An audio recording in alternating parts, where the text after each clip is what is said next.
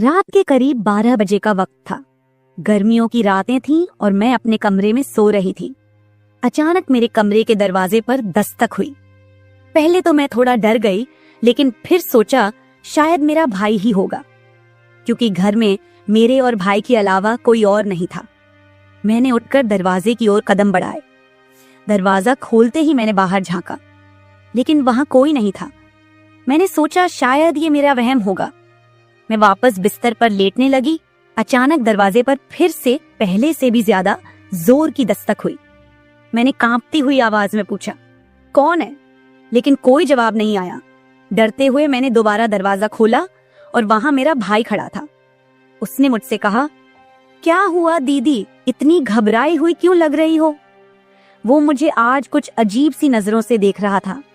मैंने सोचा शायद मैं ही ज्यादा सोच रही हूँ, लेकिन मुझे क्या पता था कि उस रात कुछ ऐसा होने वाला था जिसने मेरी पूरी जिंदगी को बर्बाद कर दिया, जिसे मैं चाहकर भी कभी भूल नहीं पाई। अब मैं आपको अपनी जिंदगी का वो सच बताने जा रही हूँ जिसे मैंने आज तक सबसे छुपा कर रखा था। यह सच ऐसा है जो मेरी हर रात की नींद और हर दिन का सुकून छीन ले गया। इसे सुनने के बाद शायद आपकी रूह कांप उठेगी। दोस्तों, कहानी सुनने से पहले दिल थाम कर बैठिएगा, क्योंकि कहानी बहुत ही खतरनाक होने वाली है। अगर चैनल पर पहली बार आए हैं तो चैनल को सब्सक्राइब जरूर कर लीजिएगा। तो चलिए कहानी शुरू करते हैं। मेरी उम्र 20 साल हो चुकी थी और मैंने नया नया जवानी की दहलीज पर कदम रखा था। मैं कॉलेज में सेकेंड ईयर की पढ़ाई कर रही थी। उन दिनों गर्मी का मौसम था और हमें कॉलेज से छुट्टियां मिल गई थीं। रोज की तरह आज भी पूरे घर की सफाई करने के बाद मैं अपने बिस्तर पर आराम कर रही थी। थकान से चूर होकर ऐसा लग रहा था जैसे पूरा बदन अकड़ गया हो। मैं अपने बिस्तर पर लेटकर सुकून पाने की कोशिश कर रही थी और हाथों से अपने सिर की मसाज कर रही थी।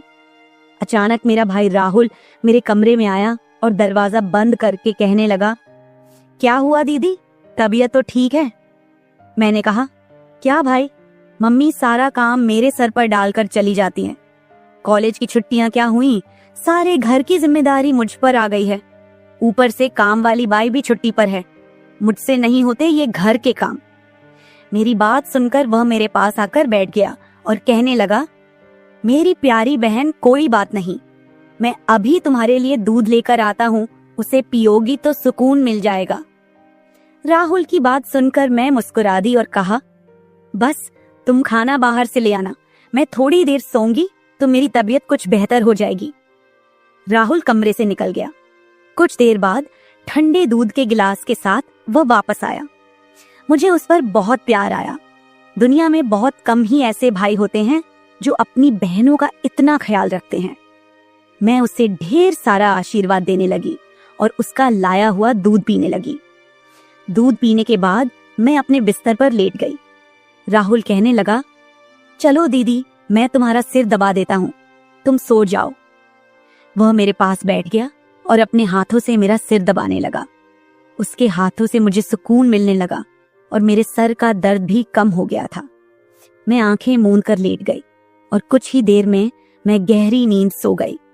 मुझे कोई भी होश नहीं था कि मैं कितने घंटे तक सोती रही। जब मेरी आंख खुली तो मैंने घड़ी पर टाइम देखा। रात के 9 बज चुके थे।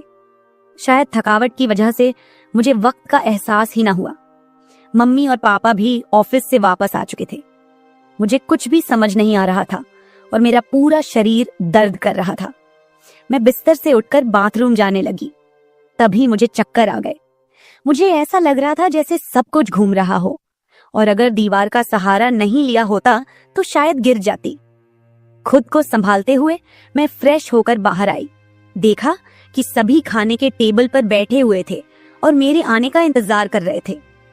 मैं जाकर आराम के साथ कुर्सी पर बैठ गई। मेरी हालत काफी खराब हो चुकी थी और थकावट से मेरा पूरा बदन दर्द कर रहा था। राहुल ने देखा कि मैं थकी हुई हूँ तो तुरंत मम्मी से कहने लगा, मम्मी देखिए, अंजलि दीदी पर काम का बोझ थोड़ा कम डाला करे। अरे, अगर काम वाली नहीं आ रही तो उसकी जगह किसी और को रख ले। यह बेचारी सारा दिन काम करके थक जाती है।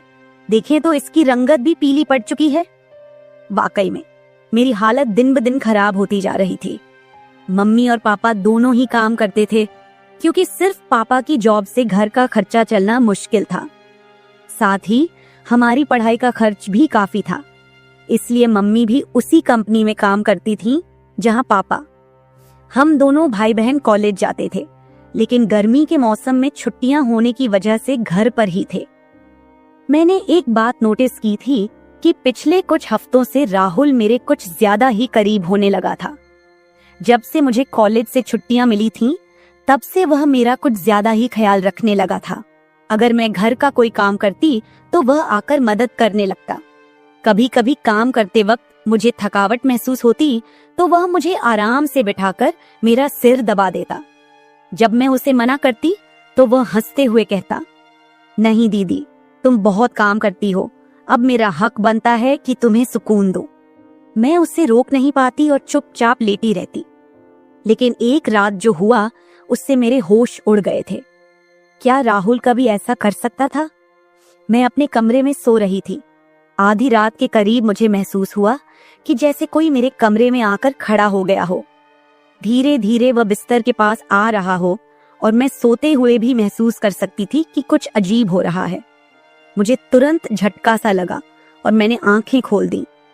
कमरा पूरी तरह से अंधेरे में डूबा हुआ था और जब मैंने उठकर देखा तो अंदर कोई नहीं था। बस कमरे का दरवाजा थोड़ा सा खुला हुआ था और मुझे याद था कि मैं हमेशा सोने से पहले दरवाजा बंद करके सोती थी। तो फिर वह कैसे खुला था? मैं चुपचाप उठकर दरवाजे को लॉक करने लगी।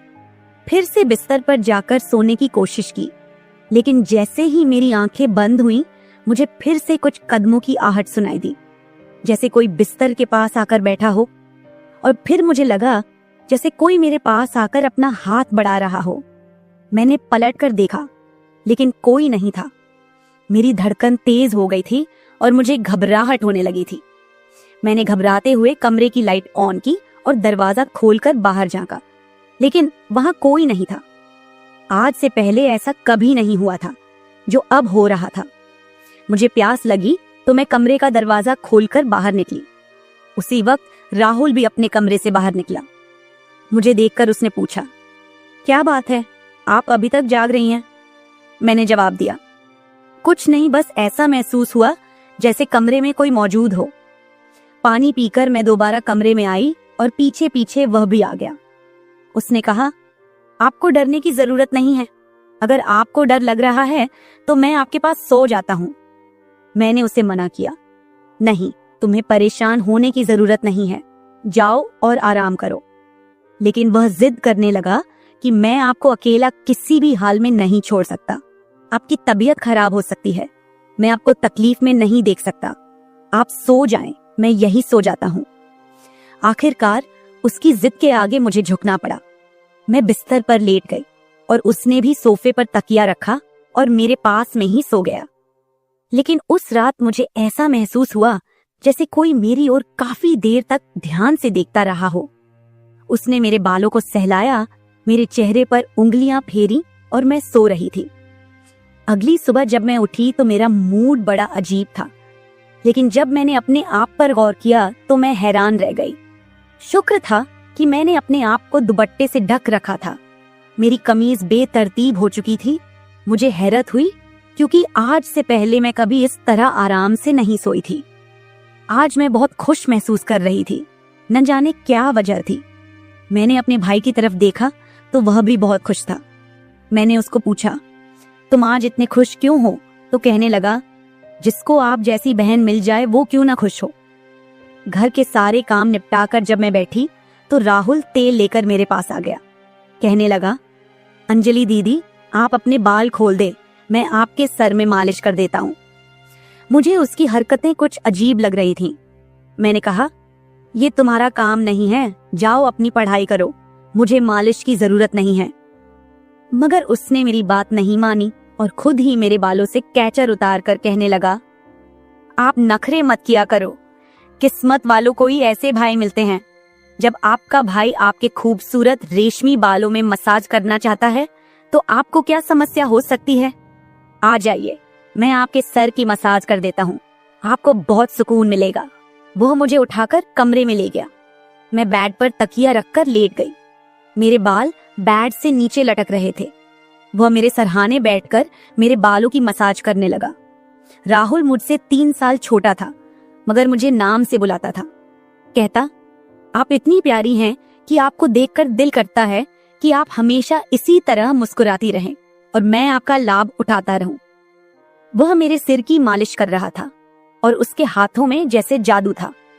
मुझे इतना मजा आया कि मैं नींद की वादियों में खोने लगी। तेल की खुशबू भी बहुत जबरदस्त थी। तेल की हल्की हल्की महक कमरे में फैल चुकी थी। मैंने उत्सुकतावश उससे पूछा, ये तेल कौन सा है? उसने मुस्कुराते हुए जवाब दिया, ये एक खास तेल है जो आपकी सुंदर जुल्फों को और भी चमकदार बनाएगा। आपके बालों की खास देखभाल के लिए ही लाया हूँ। उसकी बातें मुझे बहुत अजीब सी लग रही थी। मैं समझ नहीं पाती थी कि वह किस तरीके से बात कर रहा है। मालिश के दौरान कब मुझे नींद आ गई, पता ही नहीं चला। कुछ समय बाद जब मेरी आंख खुली तो मेरे पूरे बदन में भारीपन महसूस हो रहा था। ऐसा लगा रहा था जैसे किसी ने मुझ पर बहुत ज्यादा वजन रख दिया हो। मेरी टांगों और हाथों में अजीब सा दर्द था, मानो घंटों तक मैं किसी भारी बोझ के नीचे रही हूं। पूरे बदन में दर्द सरायत कर रहा था। मैं धीरे धीरे उठकर बैठी और चारों तरफ नजर दौड़ाई। मेरे कपड़े हल्के हल्के गीले हो गए थे और पंखा भी बंद था। कमरे में गर्मी का एहसास हो रहा था। मैंने चक्कर खाती हालत में बेड से नीचे कदम रखा, मगर पैरों में जैसे जान नहीं थी। मैंने अपने भाई को देखा जो शांत और सामान्य नजर आ रहा था। लेकिन यह सब क्या हो रहा था? मुझे समझ नहीं आ रहा था कि आखिरकार ऐसा क्यों हो रहा है। बड़ी मुश्किल से खुद को घसीटते हुए मैं बाथरूम पहुंची और फ्रेश होकर आई। आईने में अपनी हालत देखी तो ऐसा लगा जैसे मैं पूरी रात सोने की बजाय किसी मेहनत वाले काम में जुटी रही हूं। जब मैं कमरे से बाहर निकली तो मुझे हल्की हल्की फुसफुसाने की आवाजें सुनाई दी। ऐसा लगा जैसे कोई किसी से बातचीत कर रहा हो। घर में मेरे और राहुल के अलावा कोई नहीं था। फिर वह किससे बात कर रहा था? प्यास लगने के कारण मैं पहले किचन में पानी पीने गई, लेकिन तब तक आवाजें आनी बंद हो चुकी थीं।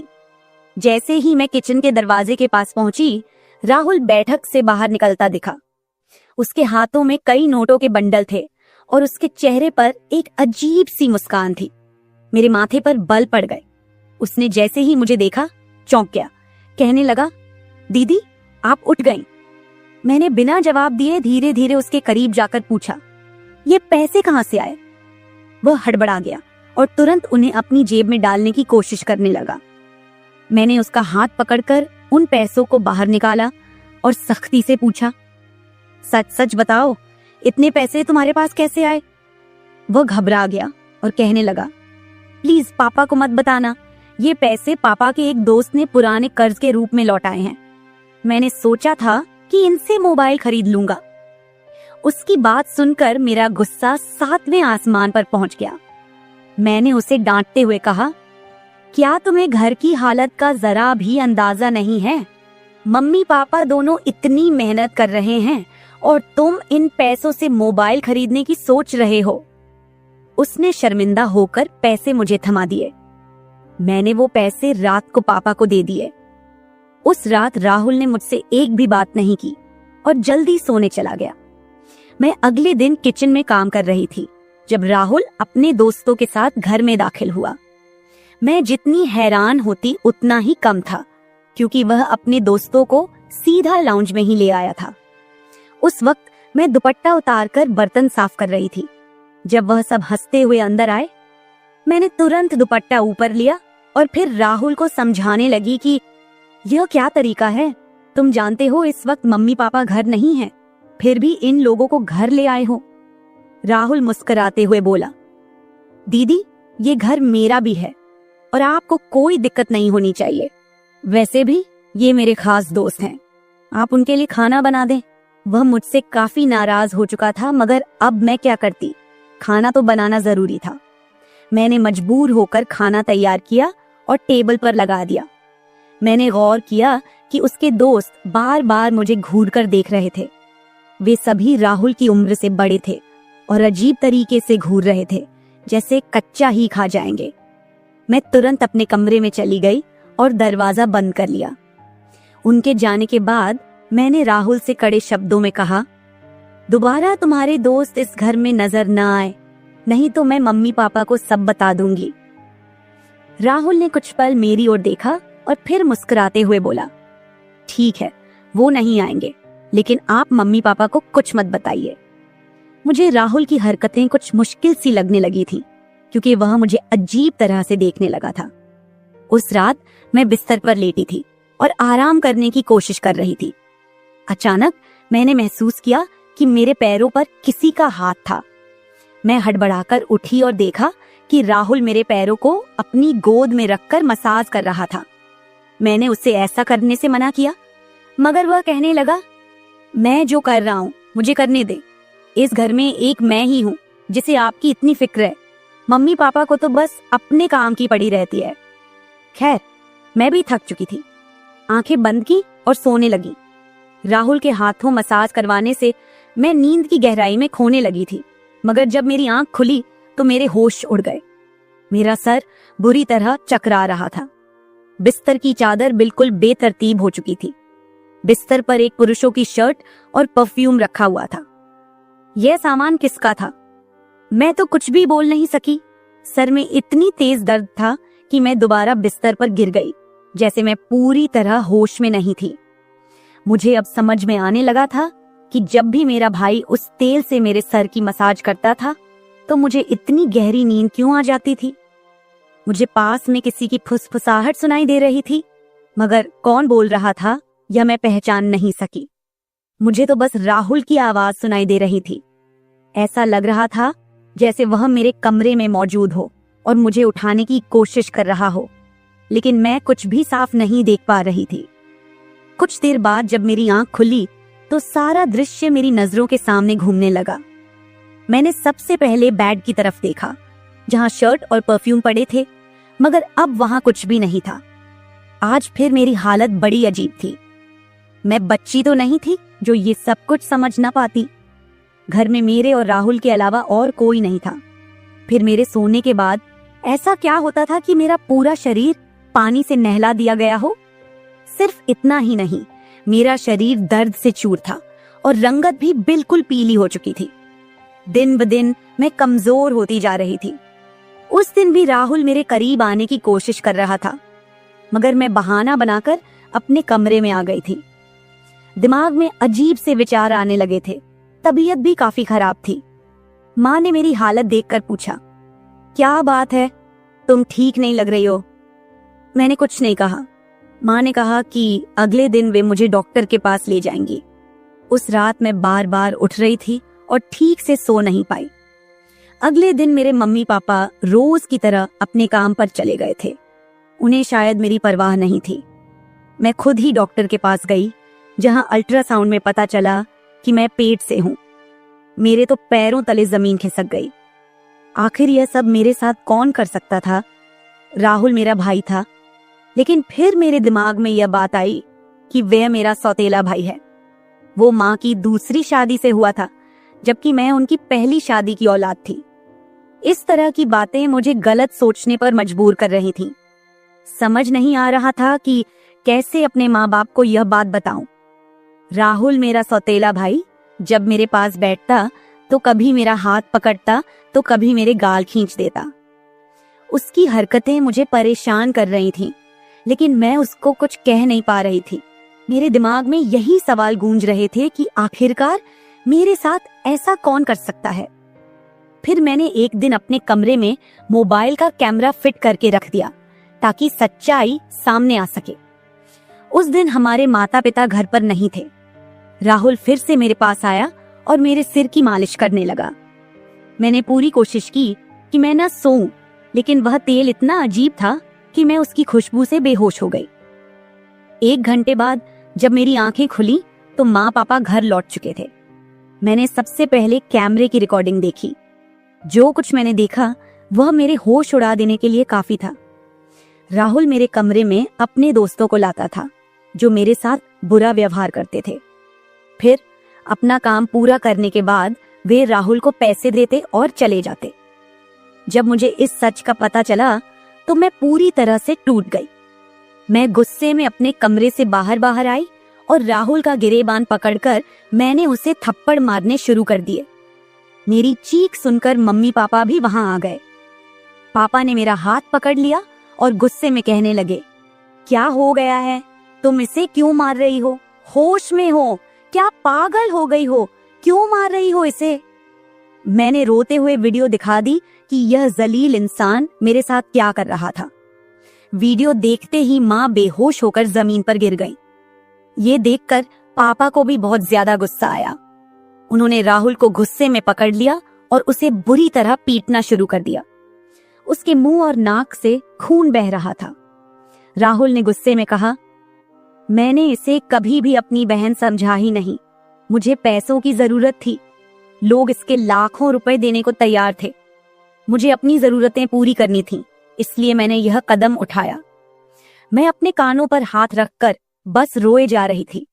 पापा ने उसे इतना मारा कि वो लहूलुहान हो गया, लेकिन जैसे तैसे खुद को छुड़ाकर वह घर से भाग गया और फिर कभी उस घर में वापस नहीं आया।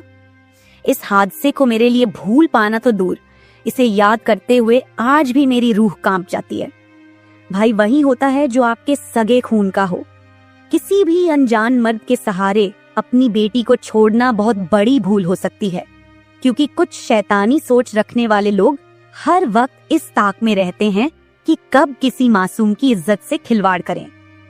मेरी वीडियो देखने वाले सभी दर्शकों को यही गुजारिश है कि अपनी बहन बेटियों को कभी भी किसी अनजान मर्द के सहारे उन्हें अकेला न छोड़े और बेटियों की सिर्फ परवरिश मत कीजिए, उन्हें आत्मनिर्भर और आत्मरक्षक बनना सिखाइए।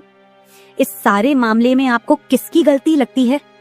हमारे माँ बाप की, जिन्होंने पैसा कमाने के चक्कर में हमारे ऊपर कभी ध्यान ही नहीं दिया, या फिर मेरी, जो अपने सौतेले भाई पर सरगे से भी ज्यादा भरोसा करती थी, या फिर इस समाज की, जो बेटियों को कमजोर और बेबस मानता है। आपकी राय मेरे लिए बहुत मायने रखती है। कमेंट बॉक्स में जरूर बताएं कि इस पूरे मामले में आप किसे गलत मानते हैं। मैं अपनी कहानी आपके साथ इसलिए साझा कर रही हूँ ताकि यह किसी और के लिए एक सीख बन सके। यह सिर्फ एक घटना नहीं है, बल्कि एक चेतावनी है कि हम सबको सतर्क रहना चाहिए। अगर आपको मेरी यह कहानी पसंद आई और आप मानते हैं कि इसे सुनकर कोई और भी जागरूक हो सकता है, तो इसे शेयर जरूर करें। अगर आप ऐसी और भी कहानियां सुनना चाहते हैं जो मनोरंजन के साथ एक संदेश भी दें, तो मेरे चैनल को सब्सक्राइब जरूर करें। बेल आइकॉन दबाना मत भूलिएगा ताकि आपको मेरी हर नई कहानी समय पर मिल सके। कल फिर मिलते हैं एक नई कहानी के साथ। धन्यवाद।